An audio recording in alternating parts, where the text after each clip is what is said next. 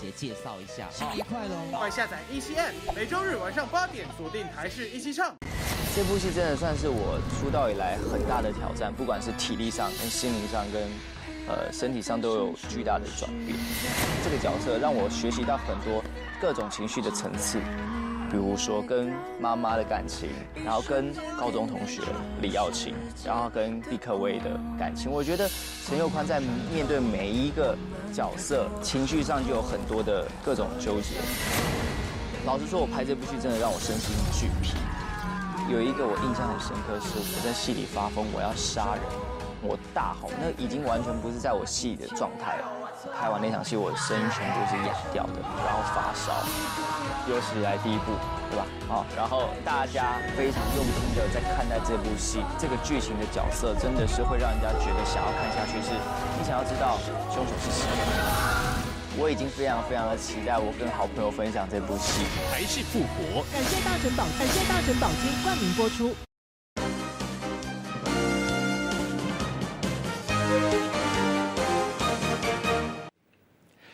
各位观众，欢迎继续收看咱台视11点台记新闻，我是郭怡中。新闻都开始，赶紧继续来关心外交部上新的记者会。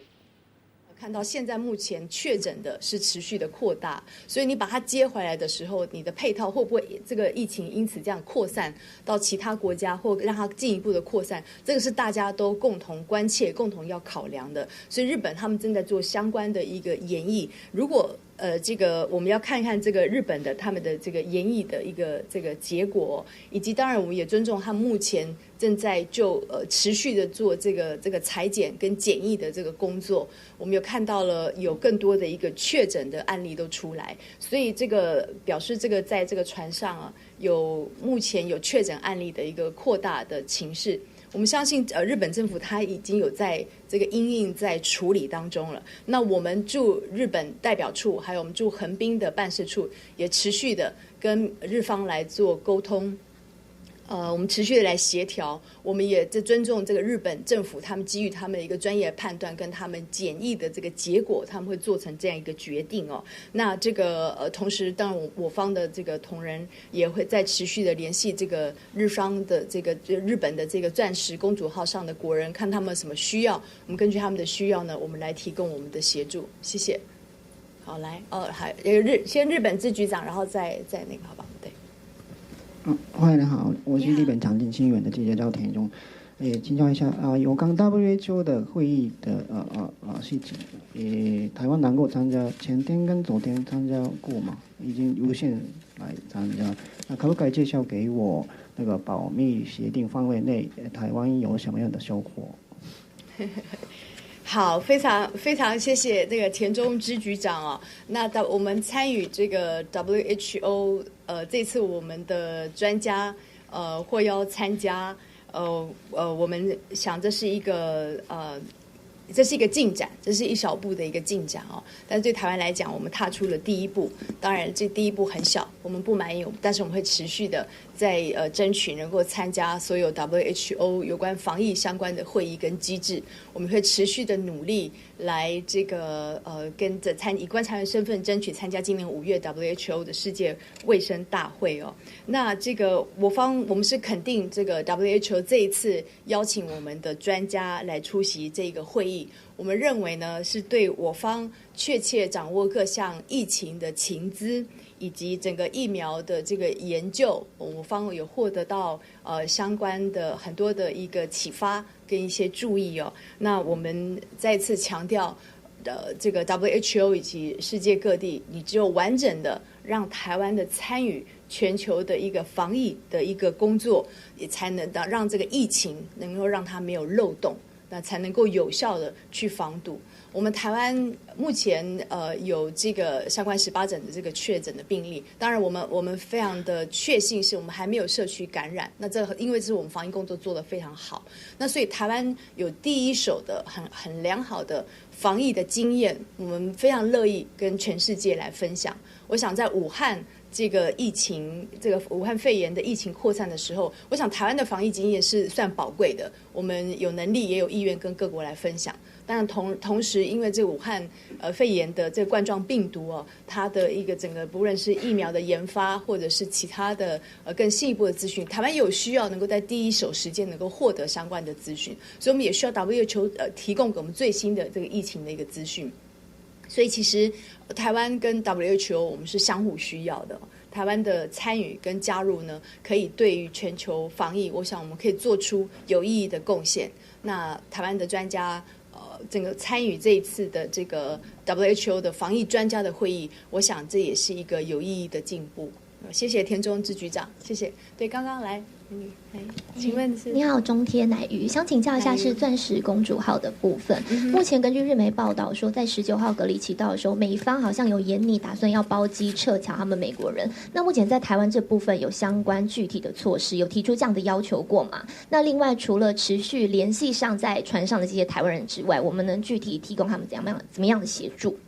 好，谢谢。我们注意到相关的这个发展。那目前有关于钻石公主号，我们持续的跟日本的这个不论是外务省卫生部以及相关的单位，我们持续的密切的沟通当中。我们的资讯了解是，他们的政府还没有做出一个确切的一个决定，说是不是让各国来这个撤回这个就是运载回去他们相关的这个船上的乘客以及相关的这个病患。所以我们想，我们第一步，我们先要等候这个日方的一个决定。那日方呢，他们现在跟相关的这个医生，也这个相关防疫专家也都在开会，在决定当中。那我们相信呢，他们会做一整个这个完整的这个配套，整个防疫它有它的一个程序，跟它专业的一个考量。那我想这一方面，我们台湾我们表示尊重。那后续的呢，我们会持续的透过我们外交部总部，以及透过我们驻日本代表处、驻横滨办事处，持续的跟日方的相关单位，我们来积极联系，然后也提供我们的国人相关必要的协助。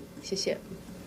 来，逸轩，先逸轩，然后继续要来关心武汉肺炎疫情严重损断了咱的观光饭店，也有航空产业。行政院院长苏贞昌主持行政院议会，按算通过经济、农业、交通三大方面的振兴方案。其中一项就是在疫情较无这么严重了后，要来发振兴抵用券，鼓励消费。按算讲，稍等的11:10就会开记者会，详细的内容咱先请记者周景如来带来了解。景如。武汉肺炎疫情迟迟无法控制，冲击国内航空运输、观光、饭店等产业，就连现在国人的消费意愿也大幅降低，因此有不少行业也放弃了无薪假。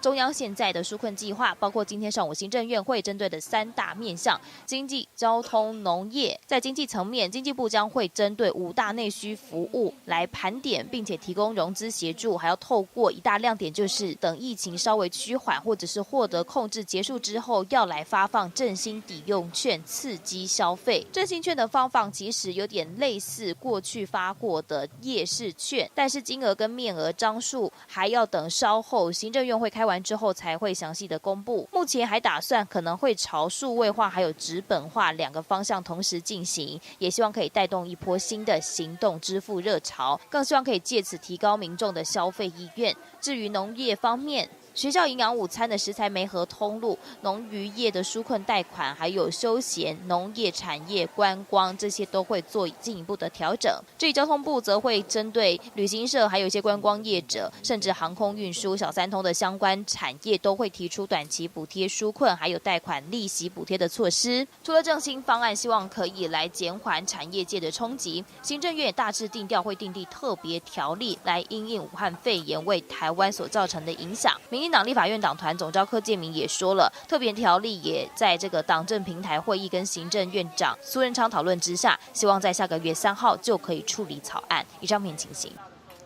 多谢景如，同款嘛是在点上心来关心，为了斗相共约旦边境，叙利亚难民营5万的囡仔会当度过寒天真严重的营养不风暴。国立的中华高中图书馆规划年底要去中东参加叙利亚难民营国际志工的活动，已经申募到100万的翠庵。埔心乡统一生技公司成业头期捐2万的囡仔用的翠庵，学生囡仔会当继续鼓励大家来捐，嘛希望会当达成这个目标，顺势是过去斗相共在地囡仔。慢一点，动作慢一点。你可以边讨论啊。有关防疫的议题，继续要来关心中国大陆的某囡仔敢会当入境来到台湾，2天内有世界变化。本来咱看到拜二下晡2点，陆委会宣布稳准，引起争议。5点前后，陆委会再补充说明，讲来到台湾的时势，爱本来就住伫台湾无满20岁。另外，伫咧中国是无人会当照顾。半暝时，陆委会再发新闻稿加条件，讲时势父母拢爱伫咧台湾。落尾，咱的中央流行疫情指挥中心直接宣布讲退回这项政策。指挥官陈时中讲，考虑到咱的防疫能力，一定爱甲台湾人放伫头前来优先。陈时中讲，中国大陆某因的囡仔出世的时会当选国籍，当初西瓜挖大饼，无选台湾，即马就爱家己承担后果。好，相关的陆配没有选择到台湾的国籍，就必须要自己做安排。自己要做承担，无选择台湾国籍，就要家己来承担。中央流行疫情指挥中心指挥官陈时中来讲谈话，12号记者会宣布撤回陆委会开放6岁时势入境来台湾的政策，无中华民国国籍的6岁时势一律暂停来台湾。这已经是2天内第4摆来改政策。撤回陆委会2月11号。公布所有相关陆配子女回台入境管制措施。原本11号下晡2点，陆委会宣布准6岁时势来台湾，但必须伫咧出来检疫14天，煞互外界认为是开放中国亲人来台湾探亲，引起争议。续落来暗时7点，陆委会再来解说，开放的对象是原本就住伫咧台湾的6岁时岁，而且必须是未满20岁未成年人，伫中国嘛无亲人会当照顾。不过，就伫咧会后半暝时阵，陆委会再来发布新闻稿补充，讲6岁时势父母拢爱伫咧台湾。这项政策一天变3岁，就算条件变较严格，外界也是烦恼会造成防疫的破口。让一天，中央流行疫情指挥中心就直接宣布撤回这项政策。边境的管制上面最大的原则，国人优先。任意的去开放这样的一个边境，其实我们会担心。到时候我们的量能会不会不足？陈时中宣布撤回这项政策以后，网友就来卫福部面册咧赞声。本来就是以国内人优先，决策真正确。阁有人感觉部长的讲法实在是真水气。看到这个决定，真正加较安心。指挥中心嘛强调，会先考虑台湾的防疫，而且伫咧中国武汉，阁有真侪台商拢也未转来。伫咧多方的考虑之下，加强入境的管制，唔是台湾的6岁时势暂停来入境，嘛防止外界认为的防疫缺口。记者综合报道。进一步来关心，为去年12月起，伫中国武汉爆发新型冠状病毒武汉肺炎，会当讲是有史以来上高危人的、上强的冠状病毒。因为即马上新的研究发觉讲，这一届病毒 RO 的数字是伫2和3的中央，就是讲一个活着的人平均测会当活到2个到3个人。全世界上早开始研究冠状病毒，其中一个学者叫做赖明昭，互人封做是冠状病毒之父。伊嘛警告讲 ，RO 的这个数字是2到3的中央，会当讲是真悬。台湾其他的专家嘛认为讲，新型冠状病毒和 SARS 也有 MERS 比起来，病毒更较歹控制，就要靠全世界大家做伙来防疫。2019年新型冠状病毒外表是圆的，佫出现一粒一粒凸出来的物件，是第7种会当感染人的冠状病毒。伫咧台湾已经登记做第5类法定的传染病。短短几个月，疫情就拖到全世界，上互人袂当防的，就是无症状的感染者，嘛有可能传染给其他的人。在冠状病毒当中，是这个新型冠状病毒当然是最高的，没有发烧也会传播，所以这在防疫方面就比较困难了。病毒是不是会拖到愈紧愈快？重点就伫咧伊的 RO 值，以死亡率高甲10%的 SARS 病毒来讲 ，RO 值只有0.5，也就是一个感染者平均只会传染给0.5个人，代表病毒的传染力会愈来愈弱。若即摆2019年出现的新型的冠状病毒，按照相关的学者研究 ，RO 值大约是伫咧2到3之间，平均一个人会传染给2、3个人。有有冠状病毒几乎称号的中研院院士赖明昭警告，这是真悬的数字，真有可能是冠状病毒内底传染力上悬的病毒。若无属于冠状病毒的麻疹，是目前排名第一的传染病。阿乌达是伫咧10到15之间，好佳在已经有疫苗啊。但民众更较关心的是，到底什么时阵才是武汉肺炎的高峰期？中国传染病权威钟南山认为4月都有可能会结束。台湾的专家是安怎看的？现在很难预测说什么时候会达到高峰，还没有降下来的趋向。开始到其他国家也产生社区感染的话，很有可能会变成流感化。确实的把它围堵在中国大陆里面的时候呢，那么说不定它也有可能在未来会消失。台湾确诊的18名个案内底，除了头一个感染的查某台商已经出院以外，另外一名原本落高的查甫台商第10例感染者，同时嘛是第9例翁婿，即马已经是2摆采检阴性，只要专家会诊确认无问题，上紧这礼拜就会当顺利出院啊。记者综合报道。今嘛毛立长发觉讲，一寡爱隔离的民众四界拍拍走，乱踅，像讲台北市就有6个无立咧休禁令的民众，一个人都要罚1万块。另外，还有5个人联络袂到。另外，还一个美国的查甫伫咱台湾本地是爱隔离，煞违规走出去外口6分钟，走去到楼梯间来食薰。还有一个住一个金门县的查甫，走去厝的对面拍日头，同款爱罚。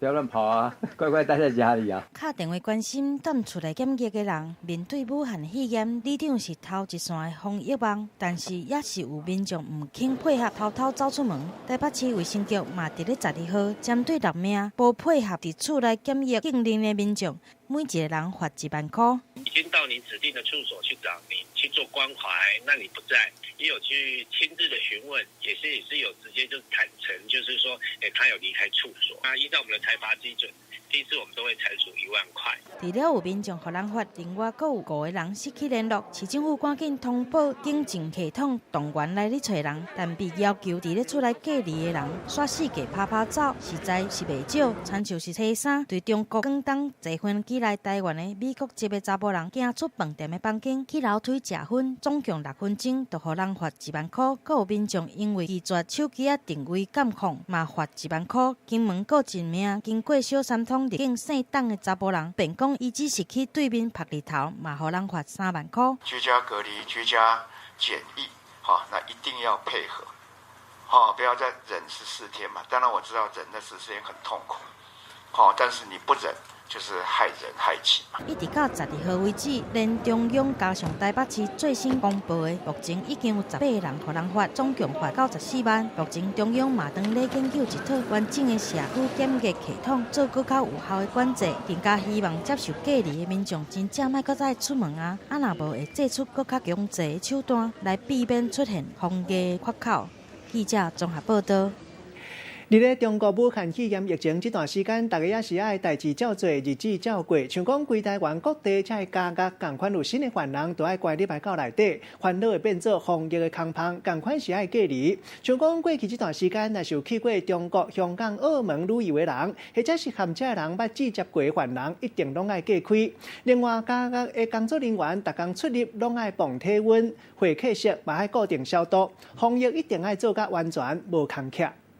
加压的工作人员挂喙暗摆好，上班进前先听医生讲要安怎来防疫，喙暗什么时阵挂，或者是消毒的物件要安怎来用，大家拢听甲真认真。面对武汉肺炎，所有加压甲看守所嘛拢唔敢放风风。为避免飞沫传染，每接见梯次结束后，皆请同仁以酒精棉片擦拭话筒。防疫唔敢无定真，那外界参访活动暂停，包括受刑人在内，逐工出入加压拢爱量体温，受刑人的家属上接用的接见室，一工爱消毒2届。另外上惊的就是拄入去的收容人，会甲病毒为外口带入去，伫入去进前，有去过中国的人拢爱先隔开14天，若是有出现武汉肺炎的症头，就随送去病院。对于新收的人犯，他有没有到中国港澳地区我们都会做详细的调查，或是返家探视，他有没有接触到这些人。法务部长蔡清祥亲身去看，清点全台湾51间看守所甲加压，目前发现有32个人有去中港澳佚佗过，其中5个人搁伫隔离。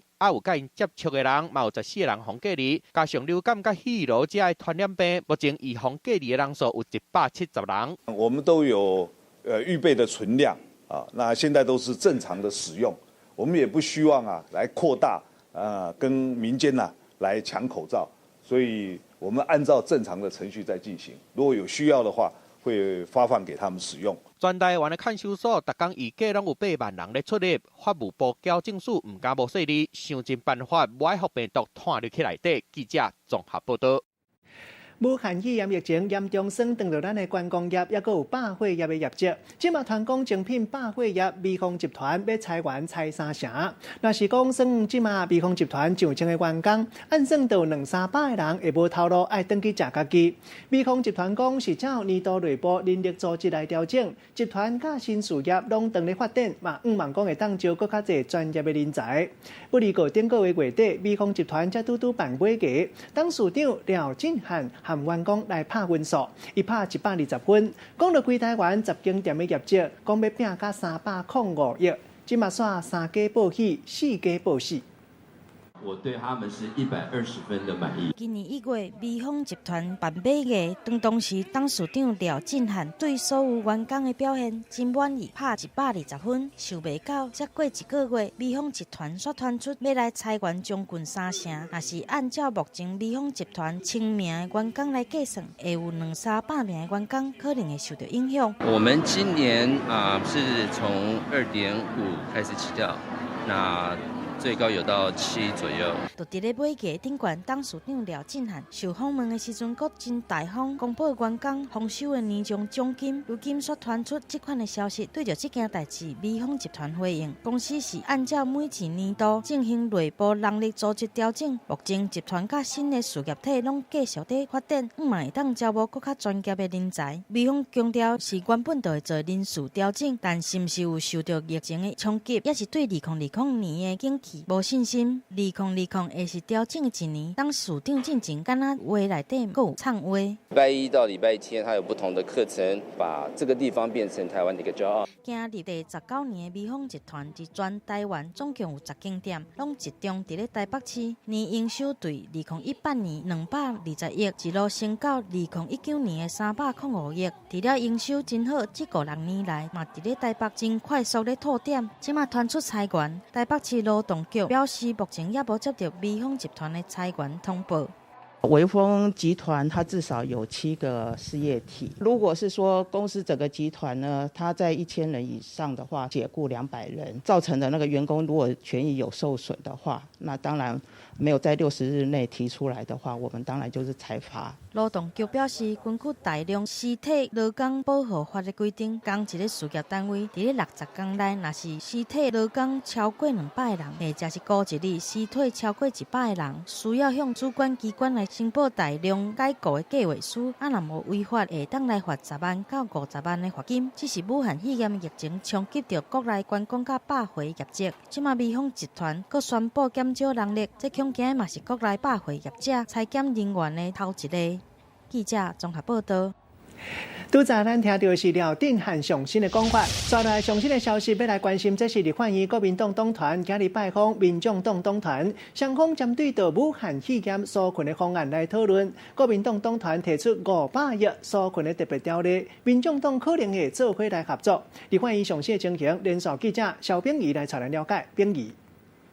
好，按照呢，今天早上呢，立法院的国民党团呢是来拜会民众党团。那么呢，由这个国民党的团的总召连委洲还有书记长蒋万安2个人呢，来到民众党这一边，最主要是针对呢他们所提的这个有关于的纾困方案500亿的部分，来针对疫情的部分来进行合作跟讨论。那么经过30分钟的一个拜会跟密会的一个讨论过程，那么双方有一些合作共识，带你一起来听。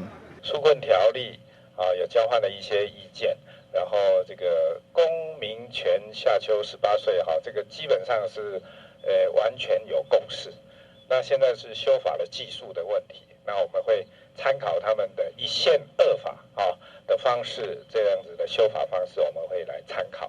那虽然我们都是在野党，那我们在意的比较是财政的纪律、财政监督，那钱要用在这个刀口上，让纾困也好，让救劳工也好，真的能够苦民所苦之外呢，发挥国家有限资源上面的这个救急，同时能够把产业转型也好，然后整个防疫都能够做到更好的一个不要让社会恐慌，不要让国人担忧哈。所以今天我们大概交换了这几个意见。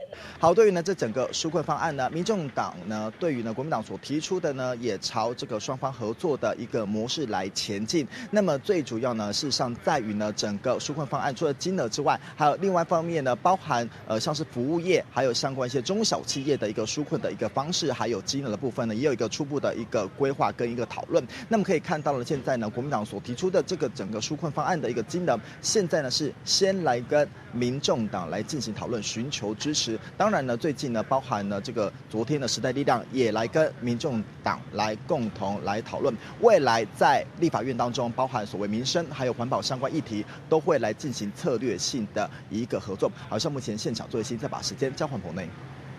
多谢评议。另外，一个上新的场面来关心武汉肺炎疫情继续扩大，引起了菲律宾宣布禁止中国香港、澳门旅客入境，因为一中的原则，咱台湾的旅客嘛算参类，同款袂当过。那是咱的政府伫咧抗议，和菲律宾的议员拢伫咧质询官员，讲是安怎新加坡的案例比台湾搁较济，说禁止台湾，无禁新加坡。上的唔白，无上的白甲破皮。菲律宾卫生官员当场鸡喙变鸭喙。详细情形，连线记者林新杰。好，主播和各位观众，带您来关心菲律宾政府片面对台湾来发布旅游禁令，禁止台湾的旅客入境菲律宾，引发台湾的社会是一阵哗然哦。而这个情况呢，连菲律宾自己的议员都看不下去了，在议会上公然质询菲律宾的官员说，为什么台湾确诊案例只有18例，而邻近的新加坡确诊案例有43例，却是禁止台湾而不是禁止新加坡入境呢？对此，官员被问到这个问题，是当场被问到哑口无言。带您来关心。Because ano ba po yung data niyo sa Taiwan when it comes to the nCoV? Meron ba kayong data yan? Sir, 18 confirmed positive from the data of WHO. 18, sir. 18. How about in Singapore? Sir, 43 from Singapore. Then why don't you ban Singapore?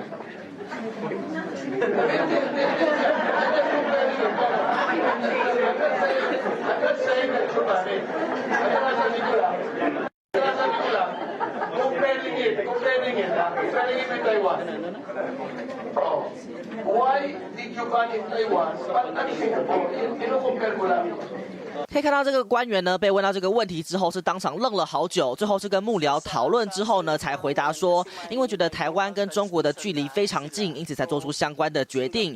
但其实台湾政府在武汉肺炎疫情爆发之后就已经禁止中国旅客来入境了，因此其实是不存在这样子的情况。而立委王定宇在脸书分享这段影片，他认为说，其实菲律宾政府根本是因为政治考量才禁止台湾旅客入境。而立委王定宇在脸书分享这段影片，他认为说，菲律宾政府根本不是基于防疫考量，而是基于政治考量才会决定不让台湾的旅客来入境菲律宾。以上是我们掌握到最新情况，主播。多谢新杰，同款嘛是拄则上新的画面，要来关心云林大西乡大60线上北232公里的所在，昨昏半暝饭店发生火烧车的意外，消防组人员赶来到现场拍火，看甲讲这架火车已经插伫路径，规拢倒起来，车顶在大洗手的洗手间，敢若因为无注意到规个熄火，火烧甲真猛，消防队派2架消防组车一直转水，一直到火拍花了后，火车变作歹当故下，该在无人伤亡。到底是安怎导火原因，佫需要进一步来调查。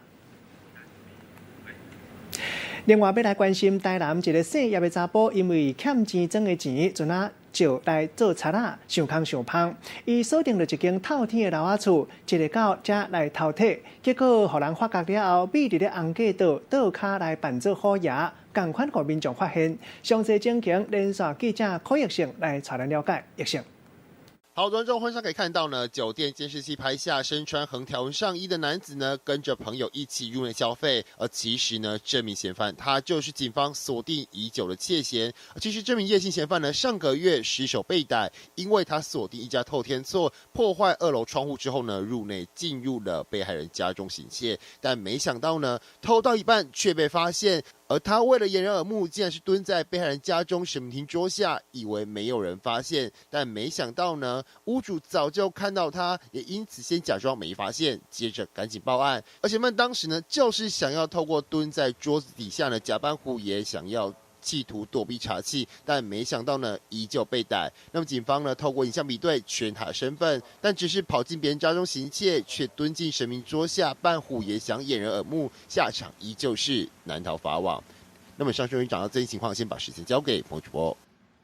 多谢疫情，另外来看到婚姻后尾这架货车小连续弄到几落台车，一架大架货车为后壁弄到4架等咧单人顶的轿车，其中一架银色的轿车规弄甲密密麻麻拢变形。该在车内驶车这人含载的人拢敢若着轻伤，看到的人讲驶货车的人敢若有失神的情形。经过一个酒测了后，5个驶车的人拢无啉烧酒的反应。详细车祸原因，还要等警察进一步来调查。4台轿车停伫咧路林挡红顶，向后壁一台货车驶过来，完全无减速，直接就弄去你头前的车，佫继续前对头前去。那个驾驶，我有问他说你是刹车坏掉吗？他说不是，他就顿呆了一下，说他回神过来的时候已经来不及刹车。其实他不知道在看什么，可能看电视还是什么的，没有看前面。这台车全部烂掉了，烂掉了，现场是乱糟糟，物件散到规涂骹，其中一台银色的车，互人弄一个夹伫咧2台车中，真严重变形。同时，阁有袂少民众来协助车内底驾驶甲乘客来脱困。肇事的大货车车头嘛拢总变形啊。4个驾驶还可以走动。驾驶直接他下来，可是他整个头都流血。车祸发生伫咧云林虎尾林清路12号下晡点外，当时4台车当咧挡红灯，互一台货车来弄到，总共5台车8个人受伤，不过好佳在拢是轻伤。我们在现场马上帮伤者做急救处置，还有那个初步的检查。这站车的5个驾驶拢无啉酒，是毋是货车的驾驶误信才来造成的？详细车的原因甲肇事的责任，阁爱等警方来调查清楚。记者综合报道。休困一个广告了后，要来关心上新的画面，这是高雄市市长韩国瑜下早嘛上北参加行政院产业纾困案的这个会议，也毋过会议结束了后，韩国瑜伊卡秘手，无想要搁再加讲。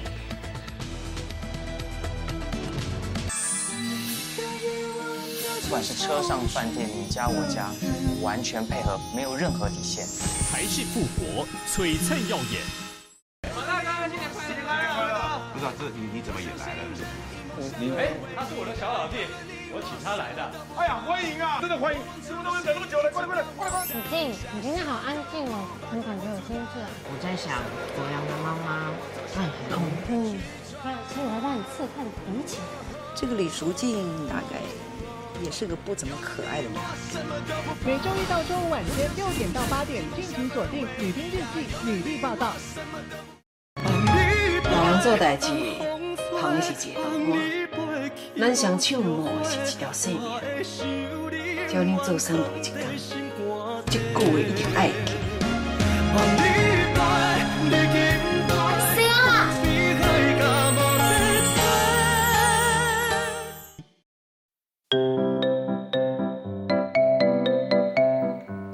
台语文千万字，大家要跟大家做伙来拜一日。今仔日要甲大家小解这个店，店会当讲是伫倒位的意思，像讲我店家等你。另外，这个店嘛有过暝意思，像讲下暗店家明仔载才倒转去。带大家做伙来小解2个词。咱做伙来看到头一个就是店家，就是伫遮。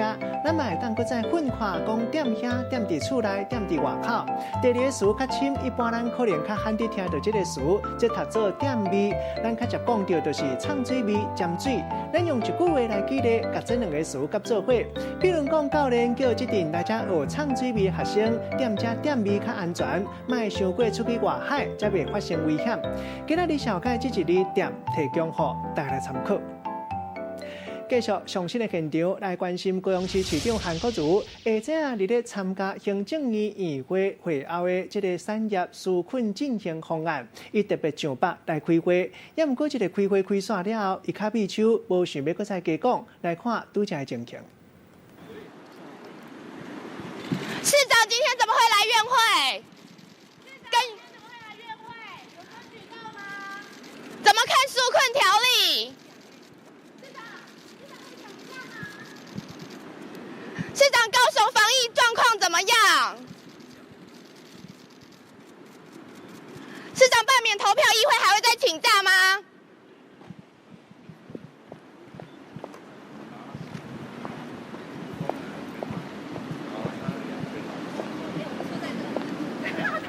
搁再来关心，这是台东一只公园熊仔囝，昨已经予人送倒转去过去花甲义的公园村，开始头尾3个月训练。一个送到位了后，看到这只熊仔囝随位铁笼仔撞出来，伊嘛适应到野外环境。假使若是一切拢真顺遂，按算今年5月中就会当送转去大自然。笼仔门一拍开，细只熊就对内底走出来，一时啊就软入去树仔丛。真活泼咧佚佗，一无细腻，搁跋倒，敢搁会记得伊？古水的公园细只熊穆拉斯，伫咧台中特生中心，经过半年外，体重已经来到33.5公斤。12号早起，林管处特别将细只熊接转去台东，要开始做3个月野外的训练。希望，这只穆拉斯来这边，它有更多的好奇的地方让它去探索。工作人员详细伫巡场，这是专门为公园细只熊打造的野粪场，面积0.32公顷，减少人工的饲养，就是要让细只熊学会晓家己来找食的物件。我们在这水池里面，放一些鱼，让那个以后未来穆拉斯可以在这边学习抓鱼哦。全区拢有来装饰摄影机构红外线，就是要确保细只熊的安全。真活骨的穆拉斯转来台东，伊的救命恩人嘛，足感动的。看到可以平安健康的又长大回来，其实心里是蛮开心的。对。台东林管处真用心的守护未来穆拉斯伫咧野生的环境，若是适应了好，伊算5月就会完全来野放，迎接全新的生活。记者综合报道。跳进一个广告了后，继续来关心抗疫严敢讲嘛当用啉的汉医公布因的秘诀防疫第一做法。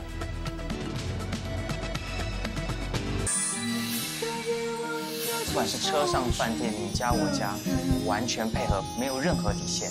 台式复活，璀璨耀眼。大哥，新年快乐！不知道你怎么也来了？他是我的小老弟，我请他来的。哎呀，欢迎啊！真的欢迎！师傅都等那么久了，快点！子静，你今天好安静哦，很感觉有心事。我在想，我养的猫妈，它很恐怖。还有，请我来帮你测看鼻孔。这个李淑静大概也是个不怎么可爱的女孩。每周一到周五晚间6点到8点，敬请锁定《女兵日记》女力报道。老人做代志，旁是一个动物，咱双手摸是一条生命。叫你做三陪一天，这句话一定爱记。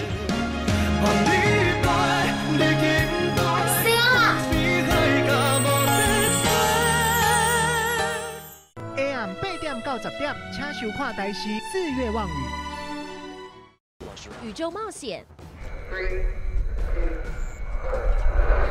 古道探秘，如果有什么地方冒昧到你们的，庙宇传奇，我奇怪哪上面发生什么代志？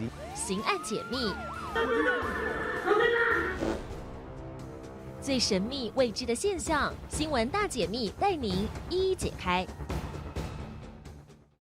阿妈那么细呀，你可以不用这样吗？神明不是说你28岁要接当爹？我只是还在想，这几年啊，人是我这帮来出钱出力后替大家解决问题哈。对啊，大同西山落力啊。今晚上几点啊？500那用功啊！阿静，你打算去冲啥？报伤了。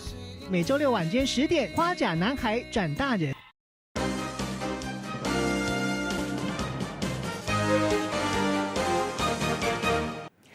健康食饱，来关心对抗武汉肺炎的病毒。汉医建议讲会当增加咱的免疫力，身体较会排泄，安尼就较袂冷底。汉医推荐一款用路筋、生钙，也有结晶在内，10外款的汉药材来下防疫茶。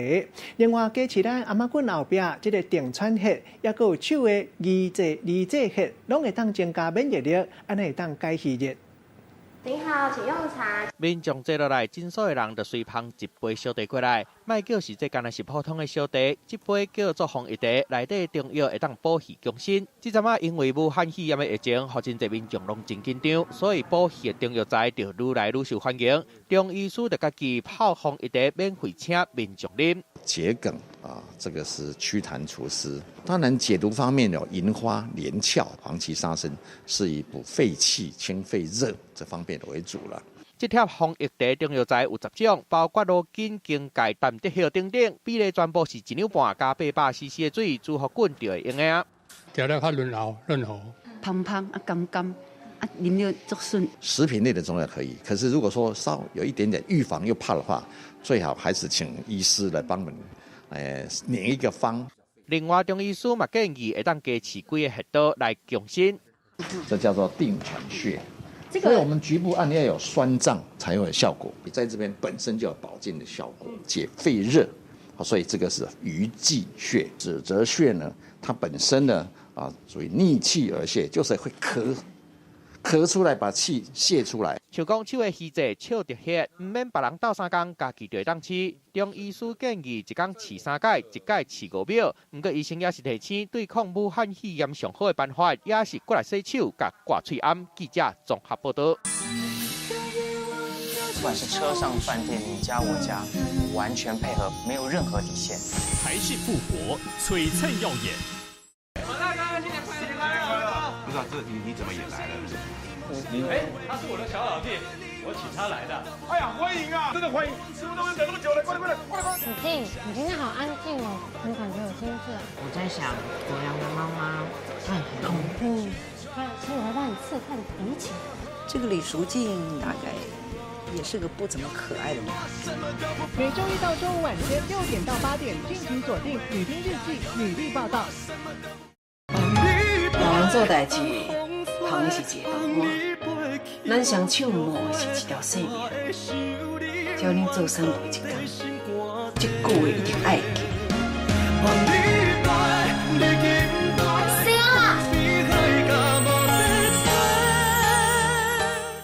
AM 8点到10点，请收看台视《4月望雨》。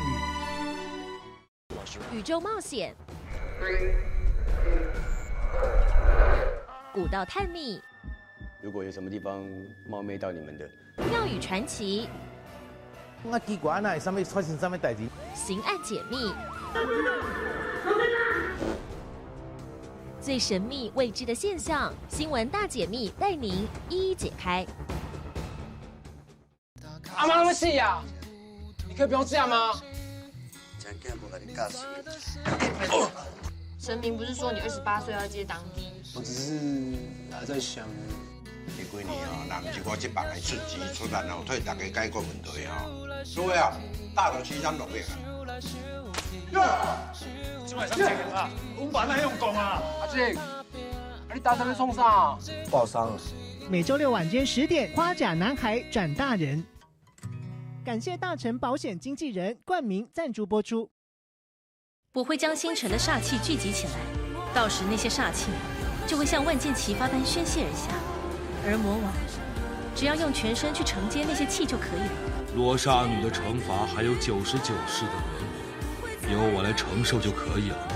艾琳的缘分据说是绝对不会改变的，所以就算你现在把金刚箍拿掉，我们也不会有任何改变。今晚11点，台视频道《花游记》。每周日晚间10点，跟鲨鱼接吻。感谢大成宝金冠名播出。一起唱，奖金一起抢！直播互动临时唱，周周准备40万奖金送给你，快下载17M，每周日晚上8点锁定台视一起唱。周六晚间8点，综艺3国志。不管是车上、饭店、你家、我家，完全配合，没有任何底线。台式复活，璀璨耀眼。王大哥，新年快乐！不知道这你怎么也来了？他是我的小老弟，我请他来的。哎呀，欢迎啊！真的欢迎！师傅都等那么久了，快！子静，你今天好安静哦，怎么感觉有心事啊？我在想，国良的妈妈很恐怖，所以我要让你刺探敌情。这个李淑静大概也是个不怎么可爱的女孩。每周一到周五晚间6点到8点，敬请锁定《女兵日记》女力报道。老人做代志，行是一个动物，咱双手摸是一条生命。只要你做3步1天，这句话一定爱记。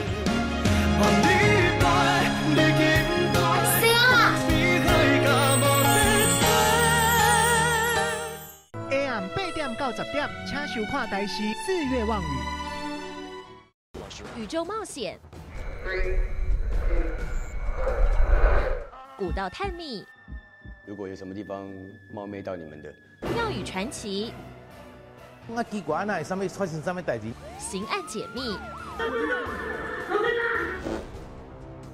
最神秘未知的现象，新闻大解密带您一一解开。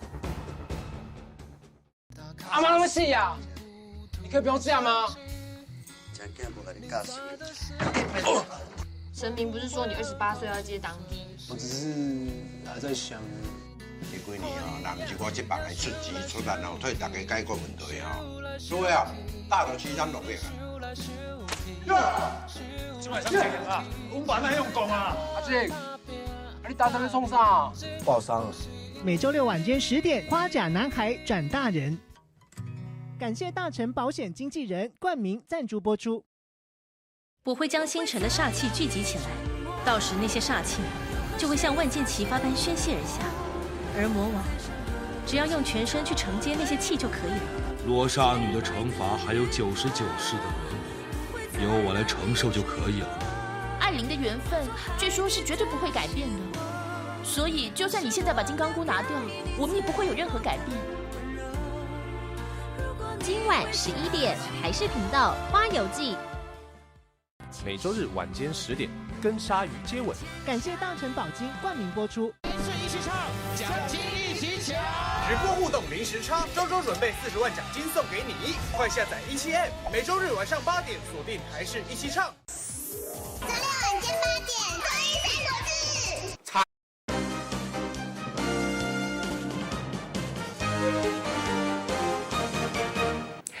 赶紧来关心，因为武汉肺炎影响，行政院来公布的摆拨方案。由主计总处即将要筹措的财源来支应，作为主要的预算来源。而特别条例以及特别预算为期1年，只有1年。那最后院长也提醒，历次重大的事件跟灾害这一类的疫情，带给台湾重大的启示跟提醒，就是鸡蛋不能放在同一个篮子里。所以在这一次透过特别条例、特别预算、各式各样纾困方案的推展，希望可以改善台湾的体质，让台湾不只是人民的身体更健康强健，也让台湾的产业、台湾我们自己的国家可以更健康强健。那以上是稍微摘要院长在会后听取完各方的报告或是说明之后的才是。那继续我们节省时间，就赶快来进行简报，留更多的时间给媒体来发问。首先，第一个要进行简报的是卫福部疾管署庄仁祥副署长来说明我们 COVID 武汉肺炎疫情现况跟应处的作为，3分钟。各位媒体朋友，大家好。那以下由我进行有关武汉肺炎的一个现况和应变作为。好，下一张。那目前国际疫情中国大陆有44600例左右哦，那有死亡有1360例。那目前我们的定所谓的1级流行地区是所谓的湖北跟广东，另外2级流行地区则是其他省市区，包括港澳啊。那另外其他国的26国的地区目前都有确定病例，那而且在19国里面有第2波跟甚至出现第3波的一个病例出现。那另外就是我们针对重点国家的部分，就是香港、澳门哦，在前天有提升到第3级的旅游警示，就是呼吁如果有非必要勿到当地旅行。那另外新加坡我们提到2级，就是提醒民众特别注意当地的防护。那泰国的部分提升到1级啊，就是加强就是提醒遵守当地的一般防护措施。下一张。那国内疫情的监测的部分，目前总共有1717例的通报病例啊，还是维持18例的确诊。那目前确定病例接触者还有在追踪的部分有355人啊。再下一张。那边境管制的部分，我们针对前几天有针对中港澳的这个部分呢做一个加强啊，所以国人部分如果有中港澳旅游史，就含转机者就居家检疫14天。另外如果有准许这个旅游团出团那这个就是可以这个自主健康管理14天。那另外如果港澳籍现在目前是暂缓入境，那中国籍也是暂缓入境。那另外还有外籍，如果14天内有中港澳的这个旅游史者暂缓入境，那有中港澳的这个转机就是居家检疫14天啊。下一张。那在物资准备的部分，我们主要就是针对口罩这个管制出口，另外也统一征用国内的这个口罩厂商，而且实施实名的登录贩售的制度。那另外我们也加强这个口罩的生产目前最近几天每天可以生产到490万片以上啊。再下一张。那假讯息的防治的部分，如果我们涉及的这个妨碍公务的部分，那我们会送这个内政部刑事警察局来处理。那对于如果说在新闻媒体业者，我们就会请 NCC 来协助。那目前已经收了189案，那办结了154案。好，再下一张。那在宣导跟咨询的部分，我们1922。目前其实我们在进线之后会做分流那针对口罩囤积的部分，那我们会会改拨这个1950。那另外入籍人士的入境疑问，我们会请移民署。民生口罩用，那这边是请食药署1919。那另外2月10号有关居家检疫的民众有民生的相关需求，我们就请社公司1957咨询专线。所以我们的这个有关1922的这个问题从2月5号、6号有到最高14000件，有现在降到一天是5400件啊。下一张。那有关宣导跟咨询的部分，我们每天都举办这个记者会，已经举办了58场，那新闻稿94则那再下一张。那在有关宣导的部分，那我们也运用多元的管道，那除了用脸书，还有 LINE 目前的这个好友超过170万。那另外我们最近也是经过疾管架的部分，也在协助做有关药局口罩供应情形的一个推播以上报告。好，第二个简报，请国发会经济发展处吴明慧处长来说明对我国经济影响评估及因应对策的内容。各位媒体朋友，大家好，以下就由国发会来报告对我国经济的影响评估以及对策。那首先我们可以看到，那个中国大陆的经济的重要性，它跟那个2003年 SARS 时候相比，已经不可同日而语。我们可以看到，它在 GDP 在全球的一个比重已经提高了4倍，然后它在海外的观光的支出的一个消费力也大概提高了15倍，然后它现在已经是世界的一个工厂，也是世界的一个市场。那再加上两岸经贸之间的往来非常的密切，我们可以从这个图里面可以看到，我们对中国大陆的出口的占比大概是27.99%，进口占比大概是20%。所以中国大陆的这个疫情的蔓延，势必会对台湾的经济造成一定程度的影响。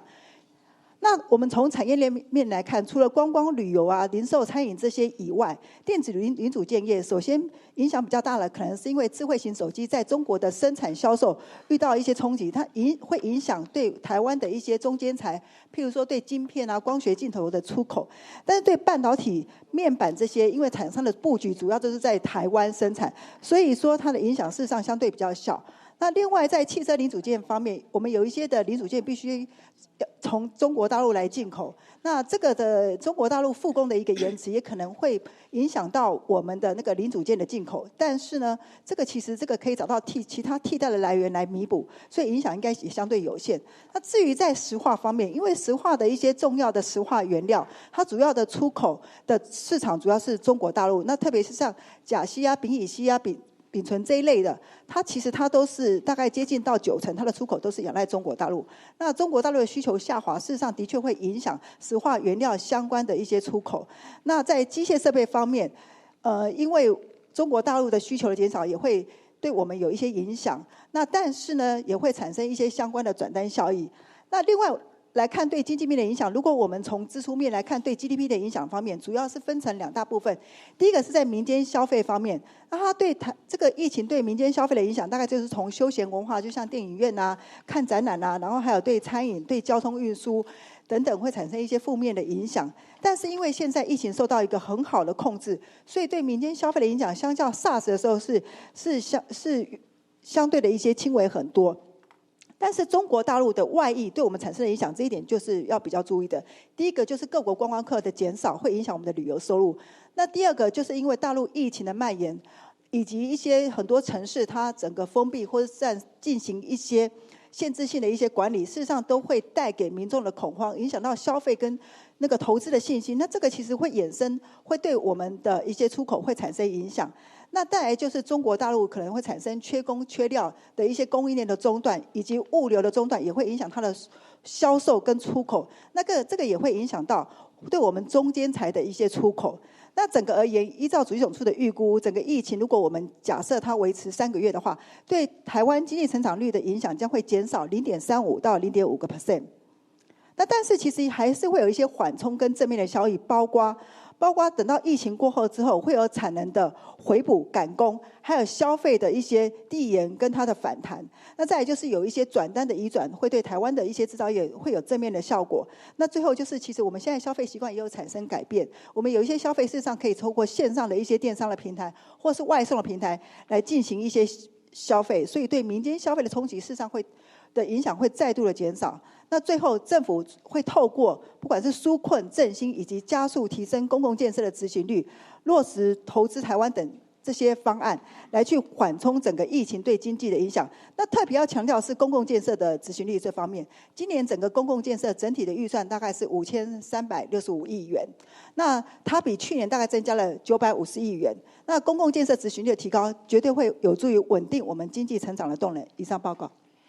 好，继续请经济部中小企业处何进仓处长来说明内需型产业纾困措施的内容。大家好。大家好，这个经济部报告内需型产业纾困跟振兴的做法哈。那经过我们的调查，零售百货、餐饮、商圈、夜市，还有会展产业哈，都受到程度不一的一些影响哈。所以我们在纾困的一个措施跟振兴的做法上，提出了2阶段哈，就是渡难关跟拼经济啊。那目前这个渡难关的这个阶段，最主要是怎么样来协助中小企业哈，它在资金上的一些纾困特别是过去的旧贷的展延我们来提供利息的一个减免的补贴。那如果有一些营运资金的一个周转的需要比方说他要支付这个租金，还有这个员工薪资的部分也可以跟银行来贷款。那这个贷款我们也可以来提供利息的一个补贴。那第2个部分就是我们要充裕信保基金的一个保证的能量，所以我们争取信保基金能够再挹注100亿元来协助我们刚刚讲到的旧贷展延这个新增的贷款，还有那个营运资金的这个需求所需要的这个保证的能量。再来这个阶段有一些这个市场还有摊商或是商圈的业者也跟我们反映说，是不是也可以来辅导他们来上这些外送的平台，或是运用电商的平台能够把商品能够卖出去所以这个数位转型的工作也需要在渡难关这个阶段就快速能够来辅导业者来展开。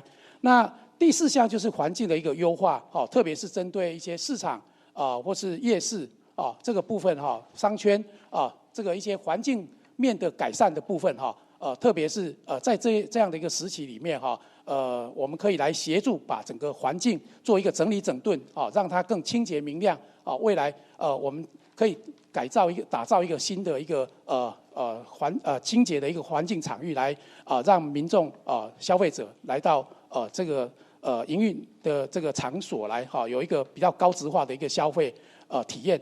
那最后一项就是人才培育那我们会在零售跟这个餐饮的部分我们会提供一些这个人才职能上提升的一些培训的一个课程那这个是希望就是说我们的人力素质也能够借着这个阶段能够多进修，多来提升养成他们相关的一些智能。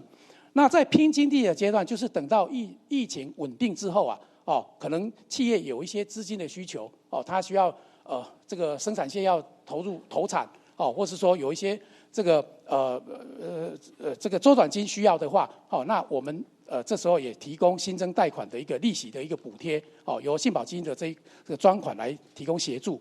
那市场面的部分，我们也听到会展产业或是说这个有一些零售、餐饮这些，他希望说我们办一些大型的展销活动来刺激买气，那这个时候我们会来跟这些相关的这个行业的工协会我们就会来展开这方面的一个促销大型的展销活动。那最后一项就是消费面，消费面我们希望能够等到疫情回温之后，那透过跟国民旅游的一个结合，我们在夜市、商圈。插播，咱拄才收到上新的消息，因为武汉肺炎影响到航空业，中华航空公司宣布要来减主管的薪水，为新历2月16起，台湾各级的主管也有外派人员转投资事业的主管，基本的薪水减10%。等到疫情较无遮尔严重了后，佫再来调整。嘛，鼓励员工在这段时间加休特休假，也有补休假，大家做伙来渡过难关。不离个华航强调讲，即嘛无考虑要来休无薪假。这是咱拄才收到上新的消息。新闻上尾要来关心美国纽约西宾市郊外展览，一只标准型的贵宾狗摕到上界悬的光彩，也就是全场的总冠军的头奖。